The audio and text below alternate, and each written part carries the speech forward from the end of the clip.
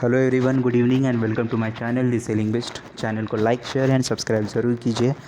साथ ही में bell icon को भी क्लिक कीजिए ताकि आने वाले सभी वीडियोस के नोटिफिकेशंस आपको मिल जाएंगे एंड मुझे भी इंकरेजमेंट मिलता है आपके लिए नए नए इन्फॉर्मेटिव वीडियोस अपलोड करने के लिए। तो डीजी ने आज यानी 1 मई 2021 को एक डीजीएस ऑर्डर्स निकाला है 17 of 2021 regarding opening of MTIs and conducting practicals for the STCW courses. So जो प्रीवियस ऑर्डर था 28 ऑफ 2020 उसके रिस्पेक्ट में ये नया है addendum 5 to conduct maritime training courses. जैसे कि आप यहाँ पे सब्जेक्ट लाइन में देख सकते हैं। तो जो शुरुआत के पॉइंट्स है पुराने सर्कुलर्स के बारे में और उन सर्कुलर्स में क्या क्या इन्फॉर्मेशन थी उसकी ब्रीफ हिस्ट्री है। तो इस पॉइंट्स को मैं आपको नहीं बताऊंगा क्योंकि काफ़ी सारे लोगों को इस पॉइंट्स के बारे में पता है। सो एक्चुअल जो पॉइंट्स हैं वो ये है। पॉइंट नंबर 6.3 से प्रैक्टिकल्स होने के बाद यानी कि पार्ट बी है प्रैक्टिकल। पार्ट ए है आपका 3 टियर मैकेनिज़्म जिसमें आता है ई लर्निंग, उसके बाद online lectures and then DG shipping exit examination and part B is practical. So part A complete करने के बाद 18 मंथ्स का सर्टिफिकेट का वैलिडिटी मिलता है और उन 18 मंथ्स के अंदर आपको प्रैक्टिकल्स करने हैं।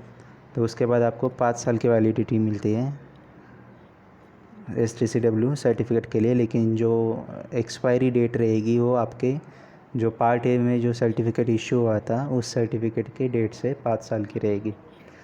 6.4 में वो लोग बोलते हैं कि MTI जो लॉकडाउन जोन में है वो ऑपरेट नहीं होंगे, वो बंद ही रहेंगे और कोई प्रैक्टिकल कंडक्ट नहीं करेंगे पार्ट बी सर्टिफिकेशन के लिए। 6.5 पैराग्राफ जो है उसमें उन्होंने कहा है जो SOP है स्टैंडर्ड ऑपरेटिंग प्रोसीजर जो DGS इशू करेगा MTIs को, जिसमें बैच डिटेल्स उनको अपलोड करनी पड़ेगी part A and part B दोनों के लिए अलग अलग से, जिसका फॉर्मेट है उन्होंने इस सर्कुलर में इस ऑर्डर में एक एनेक्सर दिया हुआ है उसमें उन्होंने मेंशन किया हुआ है। तो जो एनेक्सर है वो बेसिकली MTIs के लिए है। पैराग्राफ 6.6 में वो बोलते हैं कि जो बाकी के एरियाज़ है जहाँ पे लॉकडाउन नहीं है लेकिन मूवमेंट रिस्ट्रिक्शंस है एंड वहाँ पे जो MTIs है उन एरियाज़ में अगर वो प्रैक्टिकल ट्रेनिंग कंडक्ट कर सकते हैं पार्ट ए के साथ पार्ट बी भी कंडक्ट कर सकते हैं, तो उनको हर बैच की डिटेल्स अलग अलग से उनको DG को देनी पड़ेगी, पार्ट ए के टाइम अलग से एंड पार्ट बी के टाइम अलग से। पैराग्राफ 7 जो है उसमें उन्होंने बताया है कि सीफेरर्स अपना STCW सर्टिफिकेट जो रिफ्रेशर कोर्सेस हैं एज़ पर DGS ऑर्डर 20 के अनुसार कंप्लीट कर सकते हैं, दैट इज़ 3 टियर मैकेनिज़्म। और उसके बाद प्रैक्टिकल ट्रेनिंग और जहाँ पे MTIs ऑपरेशनल है उन्हीं MTIs में जाके। लेकिन बहुत सारे स्टूडेंट्स जो है लॉकडाउन जोन में है और उनके नज़दीक में उनके एरिया में जो MTIs ऑपरेशनल नहीं है, तो ऐसे स्टूडेंट्स जो एरियाज़ लॉकडाउन में नहीं है जहाँ पे मूवमेंट रिस्ट्रिक्शन है लेकिन MTIs ऑपरेशनल है वहाँ पे जाके अपने STCW कोर्सेज़ को कंप्लीट कर सकते हैं पार्ट बी जो प्रैक्टिकल ट्रेनिंग है वो ट्रेनिंग कंप्लीट करने के बाद। और वो ट्रेनिंग कंप्लीट करने के बाद MTI उनकी बैच डिटेल्स DG को अपलोड करेगा एंड 5 साल का सर्टिफिकेट जो है इशू किया जाएगा स्टूडेंट्स को। सो बेसिकली ये जो DGS ऑर्डर है उसमें DG ने क्लियरली बताया है कि लॉकडाउन के दौरान कोई भी MTI ऑपरेशनल नहीं होगा जो कि लॉकडाउन जोन में है, और जो नॉन लॉकडाउन जोन में है MTIs जो या फिर जहाँ पे मूवमेंट रिस्ट्रिक्शन है लेकिन वो MTIs ऑपरेट कर सकते हैं वहाँ पे प्रैक्टिकल ट्रेनिंग कंडक्ट किया जा सकता है। लेकिन इस बार जो नया चेंज आया है, पहले MTI एक बार ही बैच डिटेल्स अपलोड करता था, इस बार दोनों टाइम बैच डिटेल्स अपलोड करना है पार्ट ए और पार्ट बी के लिए।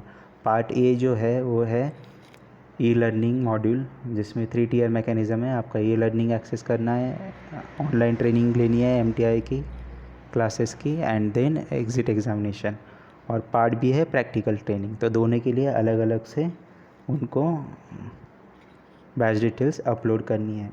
जो कैंडिडेट्स जिन्होंने कोर्स किया हुआ है और मतलब ऑनलाइन पार्ट ए कंप्लीट किया है और 18 मंथ्स का वैलिडिटी कंप्लीट होने को आ रहा है और उनको पार्ट बी यानी प्रैक्टिकल ट्रेनिंग करना है एक्सपायरी के पहले, जो 18 मंथ्स का एक्सपायरी है उसके पहले, तो वो कैंडिडेट्स अपने लॉकडाउन वाले एरिया से बाहर निकल के किसी और एरिया में जाके जहाँ पे एमटीआई ऑपरेशनल है वहाँ पे जाके अपना प्रैक्टिकल ट्रेनिंग कर सकते हैं। और उसकी डिटेल जब एमटीआई डीजी को अपलोड करेगा तो 5 साल का एसटीसीडब्ल्यू का सर्टिफिकेट कैंडिडेट को इशू किया जाएगा। और जब ये सर्टिफिकेशन हो जाएगा तो दोनों सर्टिफिकेट जो है part A and part B के आपके मास्टर चेकर में अवेलेबल होंगे वेरिफिकेशन पर्पज़ के लिए। अभी यहाँ पे आप बहुत सारे लोग बोले कि यहाँ पे लिखा है कि मास्टर चेकर में अवेलेबल हो गया, मास्टर चेकर ऑपरेशनल नहीं है। सही बात है, शायद अब उन्होंने इस सर्कुलर में मास्टर चेकर के बारे में मेंशन किया है तो होपफुली जल्दी वो मास्टर चेकर जो अंडर मेंटेनेंस वाला जो वार्निंग है वो चला जाएगा डीजी की गवर्नेंस साइट से, एंड मास्टर चेकर भी ऑपरेशनल हो जाएगा। उसके बाद